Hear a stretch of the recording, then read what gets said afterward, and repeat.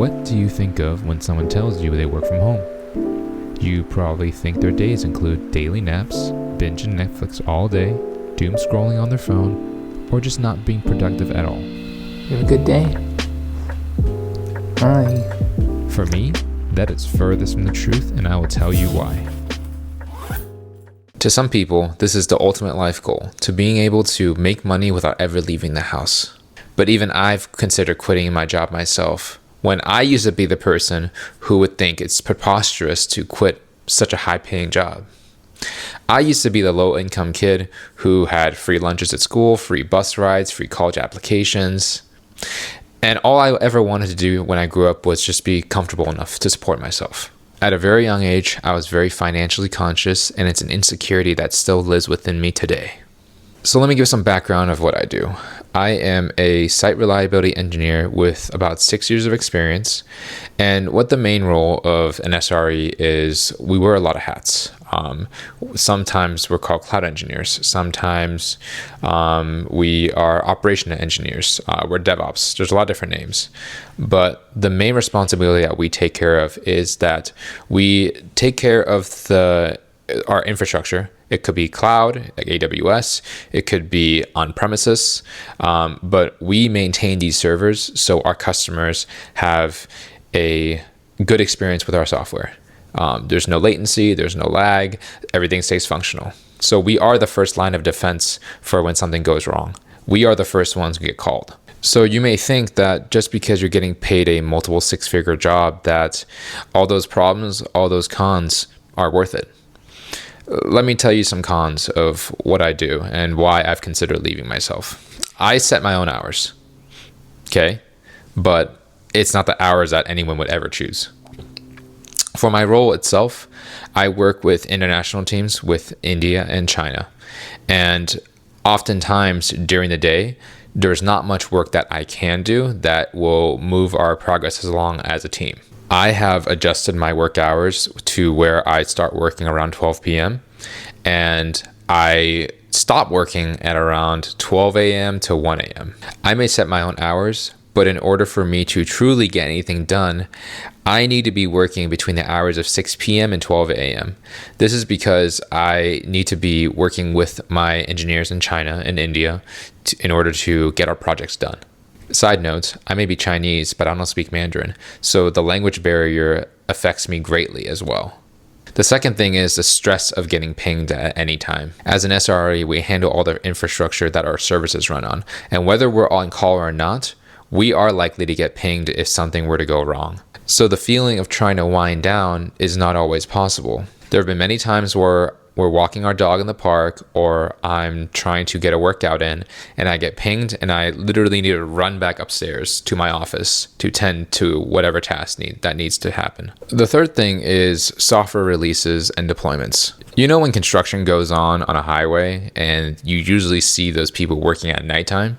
They're doing so because they're picking the times to work that will affect the population the least.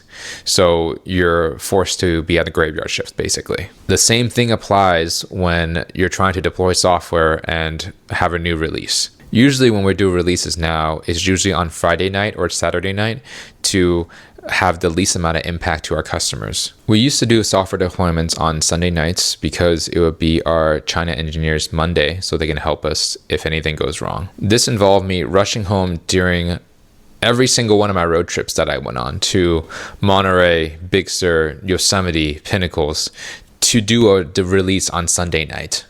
The weekends were never mine. The fourth thing is when things go wrong.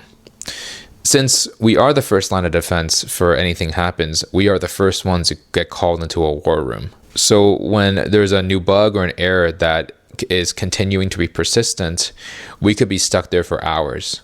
So it's hard for me to make plans for myself because I never know if anything were to happen.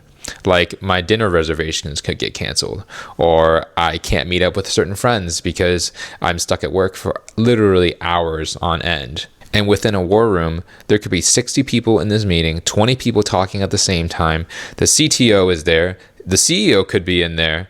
And imagine you're the one typing and how stressful it is if you were to fat finger a key. Yeah, it's not pleasant.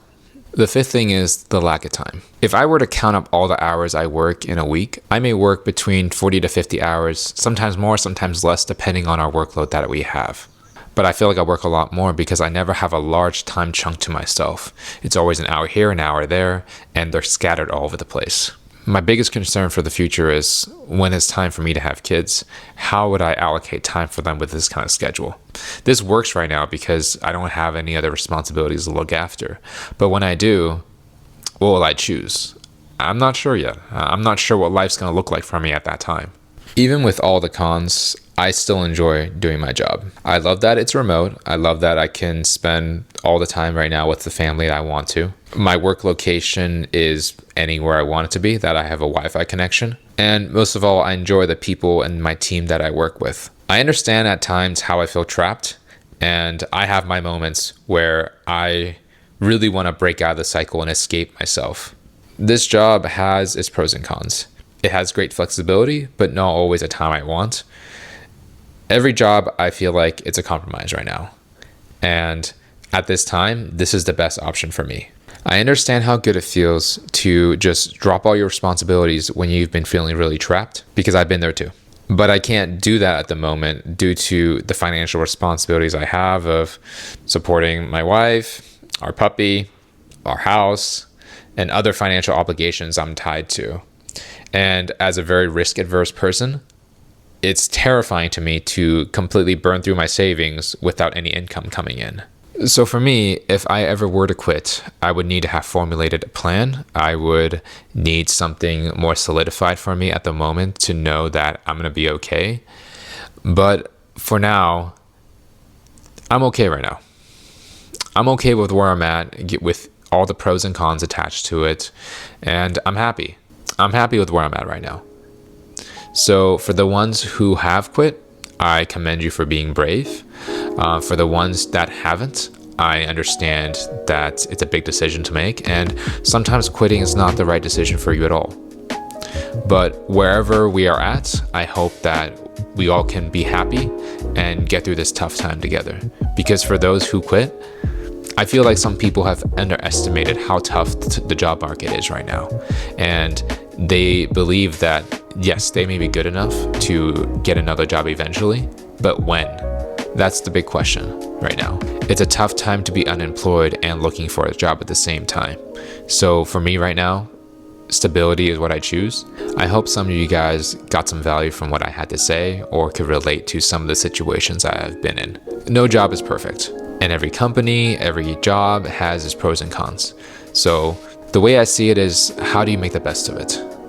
Currently with mine, yes, there's a lot of downsides, but I've been able to make my life work even with all the downsides. So thank you guys for watching. See you guys next time. Don't forget to like and subscribe for more, and see you guys later.